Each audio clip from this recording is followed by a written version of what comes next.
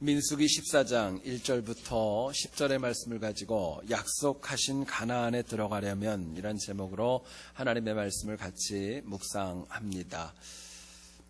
어떤 할머니가 94세로 사망하였습니다. 이에 막내 아들이 지역에 있는 신문에 부음 소식을 기고하게 됩니다. 어머니가 언제 돌아가셨고 68년 동안이나 먼저 돌아가신 아버님과 동거동락하셨다는 사실을 알리게 되었습니다. 문제는 그 다음에 유족을 소개하는 내용에 있었습니다. 이렇게 되어져 있었습니다. 유족으로는 그 어머니를 사랑하고 보살펴드린 아들 안젤로가 있고, 그녀의 믿음을 배신한 큰딸 닌파가 있고, 그녀의 가슴을 찢어놓은 큰아들 피러가 있습니다. 그렇게 부음 소식을 알렸습니다. 막내 아들은 부음란에 공개적으로 형과 누나를 비판하면서 가족 불화를 공개하고 말았던 것입니다. 이 가정은 어머니가 돌아가시면서 많은 물질을 남기게 되었고, 그것으로 인하여 막내 아들과 누나가 항상 분쟁을 하게 되었습니다. 둘은 서로가 누나가 엄마 돈을 다 썼다 비판하였고요, 막내가 엄마 신용카드를 허락도 없이 썼다고 비판하며 논쟁하였습니다. 큰아들은 이미 25년 전부터 연락이 끊긴 가운데 아무것도 알 수 없는 상황이었습니다. 결국 누나도 또 다른 내용의 비판글을 지역신문에 부고란에 내므로 인하여서 그 가정의 문제점을 공개적으로 드러내고 말았다고 합니다. 여러분, 천륜으로 인하여 엮어졌던 가정, 천륜으로 인하여 엮어졌던 가족이 어떻게 이렇게까지 되었을까요?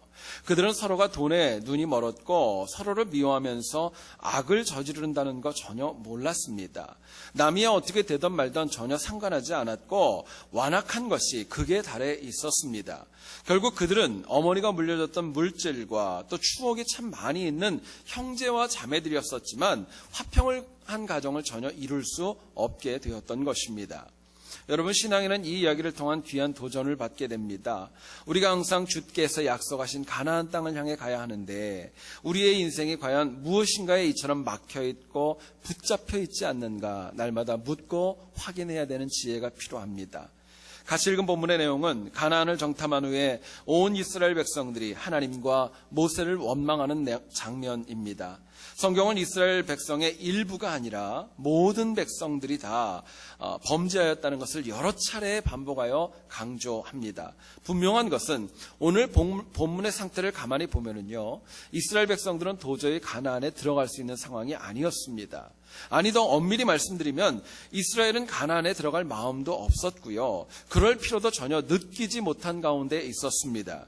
안타깝게도 가장 큰 복과 은혜를 앞에 두고도 불구하고 그들은 자기들의 발로 그 복을 차고 말았던 것입니다. 여러분, 젖과 꿀이 흐르는 가나안 땅은 이스라엘 백성들만을 위하여 준 것이 아니라 이 자리에 있는 나와 저와 우리 모두를 위해 주신 것임을 잊지 말아야 됩니다. 하나님께서 약속하신 것이 있습니다. 내가 선해서 이거 준 거 아닙니다. 하나님의 일방적이고 값없는 은혜와 사랑으로 가나안을 저희들에게 허락해 주셨습니다. 문제는 이 약속을 받았음에도 불구하고 모두가 다 들어가는 것은 아닙니다. 그럼에도 불구하고 저희들에게 오늘 본문은 도전합니다. 우리가 하나님께서 약속하신 가나안 땅에 반드시 들어가야 된다 말씀하십니다. 우리가 본문을 통하여서 약속하신 가나안 땅에 들어가기 위해서 과연 어떤 패역함에 빠지지 말아야 될까, 본문이 주는 메시지를 가지고 같이 한번 묵상해 보기를 소원합니다. 첫 번째로 생각할 것은요, 약속하신 가나안 땅에 들어가려면은요, 저희가 악에 빠지지 말아야 됩니다. 악함에 빠지지 말라고 저희들에게 도전합니다. 본문 1절을 한번 보시면은요, 온 회중이 소리를 높여 부르짖으며 백성이 밤새도록 통곡하였더라 말씀합니다. 그리고 본문 오늘 1절부터 10절까지의 내용을 여러분 자세히 한번 보시면은요, 이런 표현이 참 많습니다. 온 이스라엘이, 이스라엘 자손이 다, 모든 자손에게, 이런 말이 계속 반복됩니다. 여러분, 이 표현이요, 한두 번도 아니고 무려 7번이나 나오게 되는 것을 저희들이 발견합니다. 결국 이스라엘은요, 일부가 아니라 모든 백성들이 다 악에 빠지고 말았던 것입니다. 여러분, 악이 무엇입니까?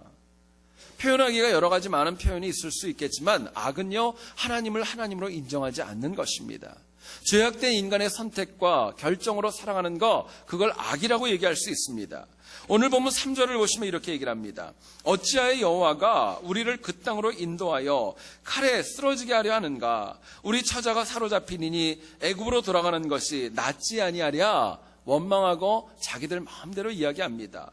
여러분, 본문의 상황을 가만히 한번 생각해 보시죠. 이스라엘 백성들 아직 가나안을 향해서 출발한 상황도 아니었습니다.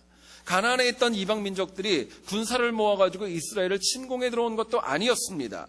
그런데도 모두가 다 악에 빠지니까요, 다 비관적이고 부정적인 시각으로 인하여서 패역에 이르게 되었던 것입니다. 여러분, 악함은요, 한 번으로 끝나는 거 아닙니다. 혼자 끝나는 것도 아닙니다. 자꾸 옆으로 확산되어집니다. 그리고 결국에는 공동체 전체를 악으로 물들어버리는 힘이 악함에 있는 것입니다. 마치 누룩과 같이요, 마치 상한 곰팡이가 음식을 갖다 다 상하게 하는 것과 마찬가지입니다. 여러분, 그렇기 때문에 우리 모두가 약속받은 가나안 땅에 들어가려면요, 악함에 빠지지 말아야 될 것입니다. 자, 그렇다면 우리가 어떻게 하면은요, 이 패역한 세상을 살아갈 때 악에 빠지지 않을까 묻게 됩니다. 본문은 저희들에게 이렇게 도전합니다. 우리가 비록 힘들고 어려워도요, 하나님 기뻐하시는 좁은 길에 들어갈 때, 좁은 문을 향하여 들어갈 때 마침내 악을 이길 수 있다 말씀해 주십니다. 여러분, 오늘 본문을 가만히 보면 이스라엘 백성들은 가나안을 정탐하고 돌아와서 의견이 양분이 됩니다. 엄밀히 얘기하면 양분이 아니죠. 4명과 200만의 대결입니다. 본문 5절을 보시면은요, 모세와 아론이 이스라엘 자손의 온 회중 앞에서 엎드린지라 이야기합니다. 여기서 모세와 아론이 이스라엘 백성들의 의견에 동의하고 인정해서 무릎을 꿇는 거 아닙니다. 도저히 인력으로, 자기들 힘으로는 어쩔 수가 없으니까 하나님께 맡기는 마음으로 엎드리고 그 앞에 무릎을 꿇게 되었던 것입니다. 모세와 아론뿐만이 아니었죠. 갈렙과 여호수아도 역시 생명을 걸고 좁은 문을 선택합니다. 본문 10절을 보면은요, 얼마나 좁은 문을 갔던지요, 이스라엘 백성들이 돌을 들어가지고요, 여호수아와 갈렙을 치려 할 정도였습니다. 결국 4명만이, 200만 중에 4명만이 좁은 길을 선택하였습니다. 중요한 것은요, 훗날 과연 누가 하나님이 약속하신 가나안 땅에 들어갈 수 있었는가, 이것이 더 중요한 것입니다. 철저하게 믿음을 지켰고요, 사람들이 많이 있다고 그 길을 가지 않았고, 넓은 길이 아닌 좁은 길을 선택하였었던 여호수아와 갈렙만 약속하신 가나안 땅에 들어갈 수 있었던 겁니다. 여러분, 주님께서 약속하신 가나안 땅, 세상의 방식이 아니라 하나님 기뻐하시는 좁은 문을 통과할 때만 갈 수 있다는 거, 저희들에게 분명하게 말씀해 주고 있는 겁니다. 성경을 보면 다윗을 두려워했던 사울은요, 언제나 무려 3,000명이나 데리고 다니면서 그 친위 부대와 함께 다윗을 죽이기 위하여 추적하고 다녔습니다. 그러는 중에 여러분 잘 아시는 대로 사울이 한 번은 엔게디에 있는 동굴에 들어가게 되지요. 용변을 보기 위해 들어갑니다. 어두운 곳 안에 있었던 다윗은 사울인 것을 직감했지만 그 영혼을 죽이지 않고 옷자락 끝만 베고 살려줍니다. 얼마 지나지 않아서 십황무지라는 곳에서 사울과 군사들이 야영하는 중에 다윗이 그곳을 가게 되었고, 하나님이 모두를 다 잠들게 한 가운데 오직 사울의 물병과 창만 들고 역시 그를 살려주었습니다. 생각해 보면은요, 다윗의 입장에서는 그를 충분히 죽일 수 있는 넉넉하고 분명한 기회였던 것입니다.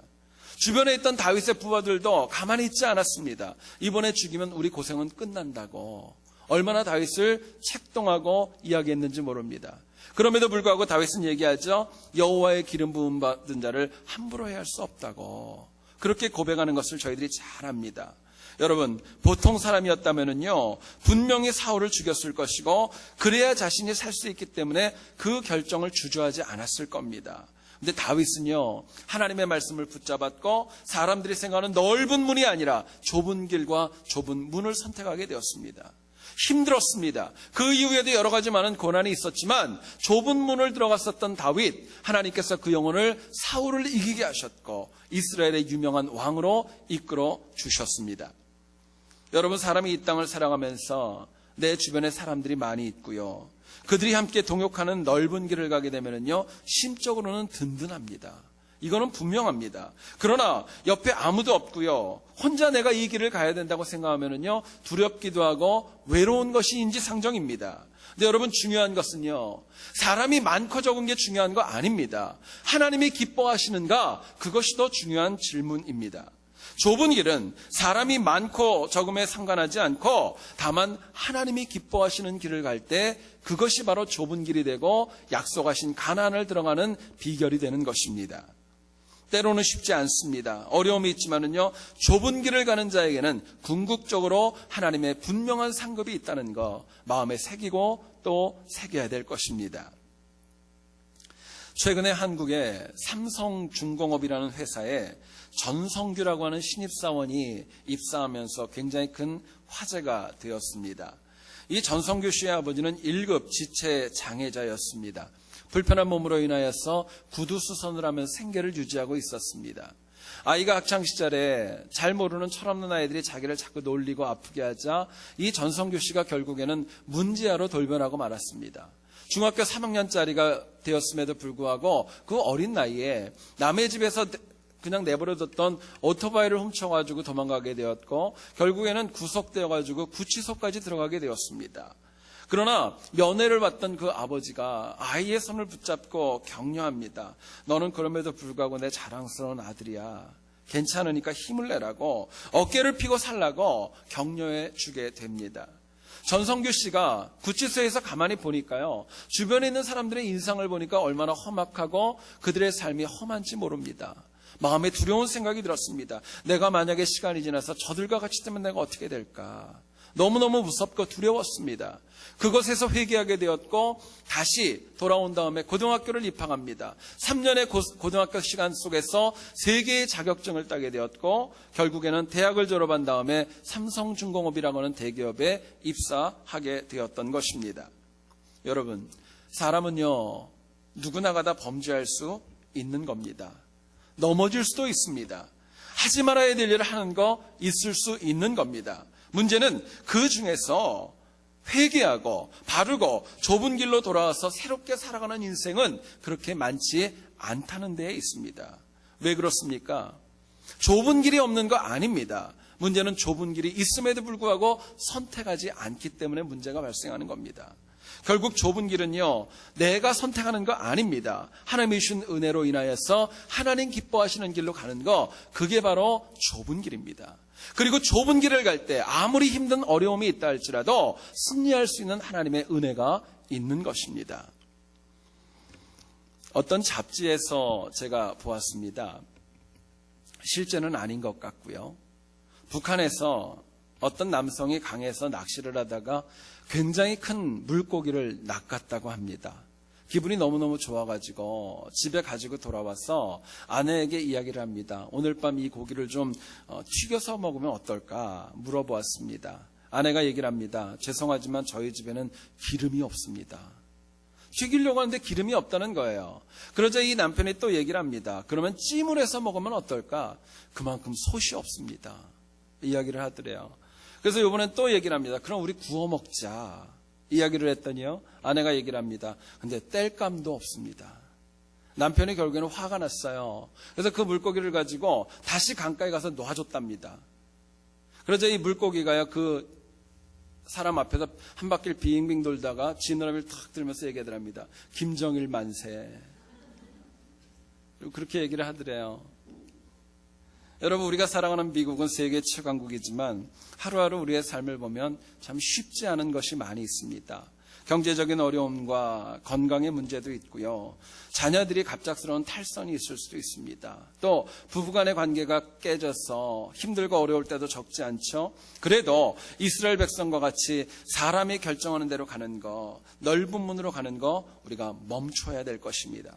사람이 많고 모두가 다 그렇다고 해서 그 길이 옳은 거 아닙니다. 오히려 더욱더 하나님이 기뻐하시는 것이 무엇일까 찾는 지혜가 필요한 겁니다.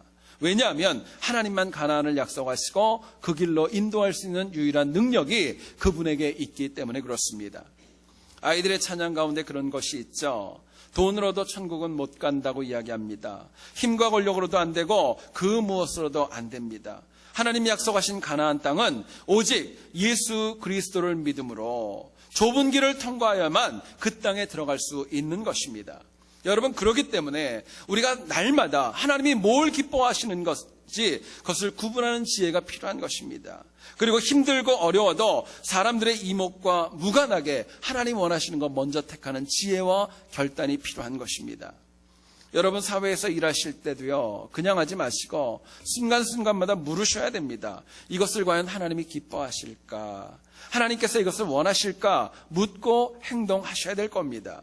말 한마디를 할 때라도 우리가 실수하지 않고 누구에게 상처 주지 않는 비결이 있습니다. 이 말을 하나님이 기뻐하실까? 살리는 말인가? 죽이는 말인가? 묻고 확인할 수 있어야 될 것입니다.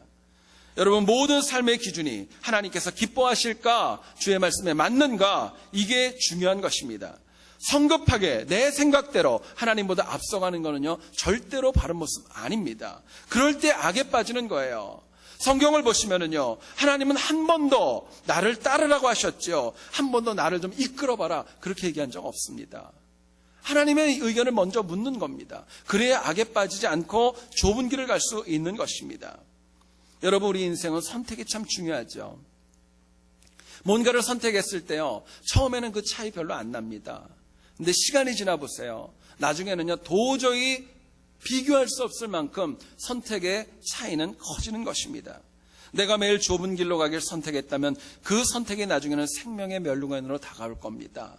다른 데 보지 마시고 다른 것 듣지 마시고 우리 모두가 다 성령 하나님의 음성 바르게 들을 수 있어야 좁은 길을 갈 수 있습니다. 때마다 일마다 좁은 길을 선택하는 거 하나님이 주시는 지혜로만 가능한 것입니다. 그래서 우리 모두가 다 악을 이기고 하나님이 약속하신 가나안에 들어가는 승리가 우리 모두에게 있기를 주님의 이름으로 축원드립니다. 두 번째로 생각할 것은요, 약속하신 가나안 땅에 들어가려면은요, 우리가 완악함에 빠지지 말아야 됩니다. 완악한 것, 강팍한 것, 그거 이겨야 된다고 말씀합니다. 말씀을 준비하면서 국어 사전을 찾아봤습니다. 완악하다, 이게 과연 무슨 뜻일까 찾아봤습니다. 성질이 억세고 사납고 고집스럽다라는 뜻이 있습니다. 별로 안 좋은 단어 같아요. 억세고 사납고 고집스럽다. 세 가지의 동사를 가지고 설명을 하더라고요. 여러분, 본문의 1절을 보시면은요, 온 회중이 소리를 높여 부르짖으며 백성이 밤새도록 통곡하였더라 이야기합니다. 그리고요, 1절에서 밤새 통곡했던 그 이스라엘 백성들, 2절을 보면은요, 이제는 하나님과 모세를 원망하기 시작합니다.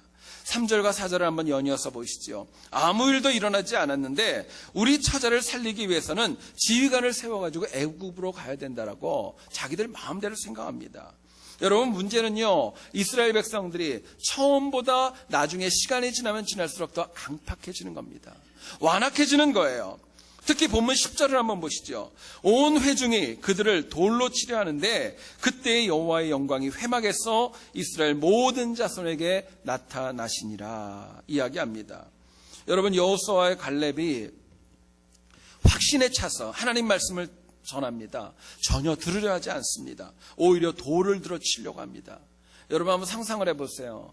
이스라엘 백성들이 얼마나 분노했고 얼마나 돌로 치려는 것이 일촉즉발이었으면요, 하나님이 바로 그 시간에 주님의 영광이 그것을 구름으로 덮어 씌우게 되었던 것을 저희들에게 보여줍니다. 여러분, 완악한 거는요, 시간이 지나면 지날수록 좋아지는 거 아닙니다. 시간이 지날수록 더 악화되는 거예요. 더 과격해졌어요. 나중에는 감당할 수 없는 상황까지 갑니다. 완악함의 성장 속도는 굉장히 빠릅니다. 그렇기 때문에 신앙에는요, 약속받은 가나안 땅에 들어가기 위해서는요, 완악한 것, 사납고 억세고 고집스러운 모습이 있다면요, 멈춰야 합니다. 자, 그렇다면 우리가 이 땅에서 완악하지 않고 강팍하지 않고 살아가려면 과연 무엇이 필요할까? 어떻게 해야 될까? 저희들이 묻게 됩니다. 본문은 저희들에게 이렇게 도전합니다. 과거에 베풀어 주신 은혜를 잊지 않을 때, 과거에 나에게 베풀어 주신 은혜를 잊지 않을 때 내가 완악하게 되지 않는다 도전합니다. 오늘 본문에 등장하는 이스라엘 백성들은요, 출애굽 1세대입니다. 신명기에 나오는 사람들은 2세대이지만은요, 본문에 나오는 사람들은 출애굽 1세대입니다.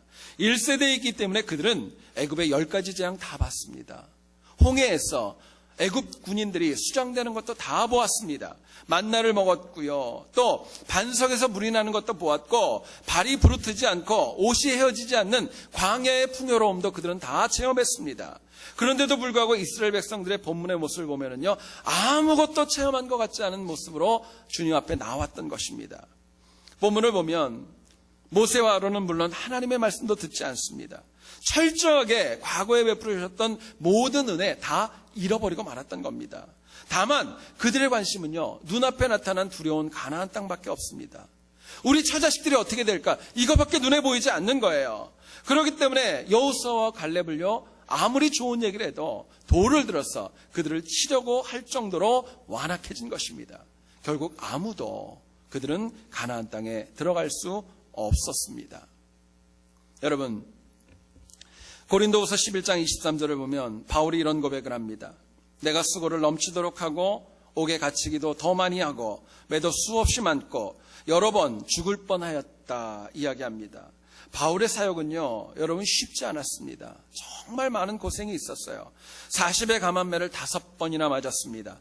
3번의 태장을 맞고 3번이나 배가 파손했고요. 바다에서 죽을 뻔했고 수많은 위험이 있고 못 먹고 못 자고 굶고 추워서 헐벗는 고통이 끊이지 않고 지속되었습니다. 그런데요, 여러분 어떻게 사도 바울이 그럼에도 불구하고 하나님의 교회를 생각하는 열정과 하나님의 복음을 전하는 그 뜨거움이 지속될 수 있었을까요? 다른 거 없습니다. 바울의 심령에요, 죄인의 괴수였던 자기를 살리신 하나님의 과거의 은혜가 더 컸던 것입니다. 은혜가 더 컸던 거예요. 하나님의 은혜를 기억하니까 지금 당하는 고통, 고난 아무것도 아니었던 것입니다. 오히려 과거의 은혜를 생각하니까 내가 더 지금 헌신하지 못하고 더 충성하지 못하는 거, 그게 더 안타까울 뿐이었던 거예요. 여러분, 이것이 바로 하나님의 은혜를 기억하고 완악하지 않게 살아가는 영혼의 삶이라고 말씀합니다. 여러분 잊지 마셔야 될 것, 내가 앞으로 받아야 될 은혜, 내가 앞으로 하나님께 받아야 될 은혜는요, 이미 받았던 은혜를 잊지 않을 때 더 분명한 것입니다. 잊지 마세요. 앞으로 받아야 될 은혜는 내가 과거에 받았던 거 잊지 않을 때 더 분명하게 받아들일 수 있는 거예요. 과거에 받은 은혜를 잊지 않아야 그 위에 더 크고 더 온전하고 더 견고한 은혜로 채워지는 겁니다. 과거의 은혜를 주신 이유가 있습니다. 그거 잊지 말라는 거예요. 미래에 받아야 될 은혜의 영적 자양분이기 때문에 마음에 새기고 또 새기라는 것입니다. 여러분, 사람은 그런데 문제는 망각의 존재이기 때문에 선한 것은 잊어버리고 악한 것만 기억하는 모습이 우리에게 너무나도 많이 있습니다. 옛말에 그런 말이 있죠. 은혜는 돌에 새기고 원수는 물에 새겨 흘려보내라, 저희들에게 이야기합니다. 근데 우리는 거꾸로 합니다. 은혜는요, 물에 새겨서 흘려보냅니다. 마음 아팠던 원수는요, 돌에 새겨가지고 평생 기억하며 아파합니다. 문제는요, 그렇게 가장 큰 피해를 보고 가장 크게 힘들어하는 존재를 보면은요, 나에게 힘들게 했던 영혼이 아니라 내가 힘든 거예요. 내가 더 괴로운 겁니다. 여러분, 분명한 것은요, 나를 힘들게 했던 영혼은요, 나만큼 힘든 거 없습니다. 아무리 봐도 그것은 맞는 것 같아요. 지난 10월 30일 미국의 사우스다코타주에서 있는 주립교도소에서 도널드 멜러라고 하는 사람에게 독극물 주사가 주입되었습니다. 사형이 집행되었던 것입니다. 그리고 이내 8번을 숨을 갖다가 거칠게 쉬다가 결국 23분 만에 이 영혼이 숨을 거두게 되었습니다. 당시 형장 밖에서는요, 티나 커리라고 하는 여성이 이 멜러의 사망 현장을 다 똑똑히 보고 있었습니다. 이유가 있었습니다. 지금부터 무려 20년 전이었던 1990년, 이 도널드 멜러가 티나 컬의 9살짜리 딸이었던 베키 오코넬을 성폭행을 하고요, 그런 다음에 살해하고 말았습니다. 이 티나 컬은요, 20년 동안이나 딸에 대한 그리움 때문에 마음의 상처가 너무너무 깊었고요, 고통이 적지 않았습니다. 그렇기 때문에 이 멜러가 마침내 사형을 당한다는 이야기를 듣고 뉴욕에 거주했던 이 여인이 운전을 해가지고 사우스다코타까지 가게 되었던 겁니다. 단지 범인의 사형 현장을 보려고 갔던 것만은 아니었습니다. 이 어머니의 마음속에 비록 20년이라는 시간이 지났지만은요, 도널드 멜러를 통하여서 자기 딸에 대한 조그만 이야기라도 듣고 싶은 간절함이 그 여인에게 있었던 것입니다. 여러분, 그럼에도 불구하고요, 이 도널드 멜런은요, 평소에도 어머니의 편지와 질문에 전혀 답하지 않았고 죽을 때까지도 자기가 그 아이에게 저질렀던 어느 것도 조금도 언급하지 않고 죽게 되었습니다. 여러분, 결국에는 아무것도 얻지 못했었던 이 티나 컬이라는 어머니는요, 뒤에 이런 말을 남기고 고향으로 돌아갔습니다. 다시는 내가 사우스다코타 땅을 밟지 않을 것이다. 그러고 돌아갔어요. 여러분, 생각해 보시죠. 나를 힘들게 했던 사람은요, 이미 다 잊어버렸어요. 다 잊어버린 겁니다. 잘 사는데 나만 그 기억에 사로잡혀 살아갈 때가 너무 많이 있습니다. 악한 기억을 마음에 품고 있기 때문에 용서의 복음이 선포되어져도 내 마음에 들리지 않는 거예요. 안타깝지만 악함이 선을 이기는 것이고 악함이 선을 짓누르고 살아가는 것입니다. 여러분, 결국 악함만 기억하여서 내가 완악하게 되면은요, 결국 내 인생만 낭비하는 거예요. 아무것도 얻지 못하는 거고 결국 나만 힘들게 되는 것입니다. 여러분, 꼭 잊지 마셔야 될 것, 약속받은 가나안 땅을 들어가려면은요, 악한 것이 아니라 하나님의 은혜를 기억하셔야 됩니다. 하나님의 은혜를 기억해야 우리가 가나안 땅에 들어갈 수 있는 거예요. 아무거나 기억하지 말고 진짜 기억해야 될 것만 기억하는 지혜가 저희들에게 필요한 것입니다. 어떤 나이가 많은 할머니가 연세가 드셔가지고요, 자녀의 전도를 받고 예수님을 믿게 되었습니다. 그리고 이 신앙을 가진 다음에 성경을 보는 것을 시작을 하게 되었습니다. 근데 참 특이한 것은 이 할머니가요, 성경을 읽는데 처음부터 끝까지 전체적으로 읽지 않고 사람들의 이름만 기록을 해가지고 그걸 열심히 외우는 거예요. 목사님이 그 얘기를 듣고 너무 신기했습니다. 그래서 할머니에게 물어봤어요. 할머니, 왜 성경을 전체적으로 보지 아니하시고 사람들 이름만 기억해서 왜 그 사람들을 외우는 거예요? 물어보았습니다. 할머니가 이렇게 얘기하더랍니다. 내가 예수를 믿었으니까 천국에 가긴 갈 건데 가면은 성경에 기록된 사람들 다 있지 않겠냐고. 그래도 이름은 알고 가야지 내가 그 사람들하고 통성명도 하고 친하게 지내지 않겠냐고. 그러면서 이야기를 했답니다. 여러분, 생각해 보세요. 기억할 것을 기억하는 게 지혜입니다. 악한 마귀는요, 우리에게 악한 것, 나를 힘들게 하고 서운하게 했던 것만 기억하게 합니다. 그러나 성령 하나님께서는요, 과거에 베풀어 주셨던 은혜를 기억하고 도약하라고 저희들에게 말씀하십니다. 하루하루가 힘들고 어려워도요, 과거에 나에게 베풀어 주신 은혜를 기억하면은요, 세상이 아무리 패역해도 나는 이길 수 있는 것입니다. 여러분, 생각해 보시죠. 고난 중에 하나님께서 참 좋은 사람들을 붙이셔서 내 삶 가운데 은혜를 채워주셨죠. 구하지 않은 은혜로 채우셨고 정확하게 하나님이 역사해 주셔서 제가 이 자리에 있는 것입니다. 과거에 나는 굉장히 좀 조급했고 또 정말 급했는데도 불구하고 하나님께서 천천히 서서히 하게 하셔서 위험과 어려움을 이기게 하신 적도 많았습니다. 내가 알 수 없어서 그랬죠. 하나님이 나를 보호하셔서 내 생명이 유지된 것도요, 얼마나 많이 있는지 모를 겁니다. 수없이 넘어지고 좌절하고 포기하고 절망했는데 그때마다 하나님 나를 붙들어 주셨습니다. 너무 외롭고 힘들었는데 보이지 않는 은혜로 나를 덮어주신 것도 역시 적지 않았습니다. 여러분, 더 감사한 게 있어요. 과거에 베풀어 주셨던 그 하나님의 은혜는요, 지금도 여전하다는 것입니다. 미래에도 여전하다는 거예요. 여러분, 하나님의 은혜는 끊어지지 않는 겁니다. 날마다 우리에게 베풀어 주시고 공급해 주시는 겁니다. 결국 과거의 은혜를 기억해야 지금의 은혜도 누릴 수 있고 미래의 은혜도 놓치지 않는 것입니다. 여러분, 이제 2012년도가 얼마 남지 않았습니다. 오늘 낮에 혼자 사무실에 생각해 보니까 2012년도에 제가 주일 설교를 7번만 하면 되더라고요. 얼마 안 남았어요.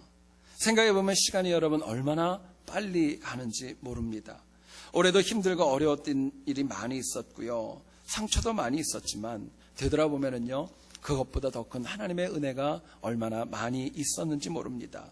여러분, 더 크고 더 넓고 더 깊은 은혜로 상처로 빈자리를 채우고 덮을 때 우리가 약속하신 가나안 땅에 들어갈 수 있는 것입니다.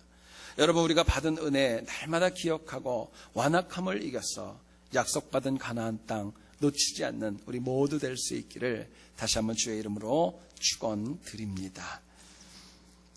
찬송가 347장을 보면 여러분 유명한 찬송 가사가 있습니다. 이렇게 되어져 있습니다. 허락하신 새 땅에 들어가려면 마음의 준비 다하여 힘써 일하세 이야기합니다. 여러분 약속받은 가나안 땅은요 그냥 들어가는 거 아닙니다. 힘써야 들어가는 것입니다. 힘써야 들어갈 수 있는 거예요. 그렇기 때문에 우리가 좁은 길을 가기 힘쓸 때 절대로 악에 빠지지 않습니다. 과거에 허락하신 은혜를 기억하여서 완악해지지 않도록 힘쓰고 또 힘쓰셔야 마침내 약속받은 가나안 땅 들어갈 수 있는 것입니다. 그래서 우리 모두가 다 주님께서 우리에게 은혜와 사랑을 주신 그 가나안 땅 놓치지 않고 우리 모두가 함께 가서 하나님의 성호를 찬양하는 승리가 있기를 다시 한번 주님의 이름으로 축원드립니다. 우리 같이 이 시간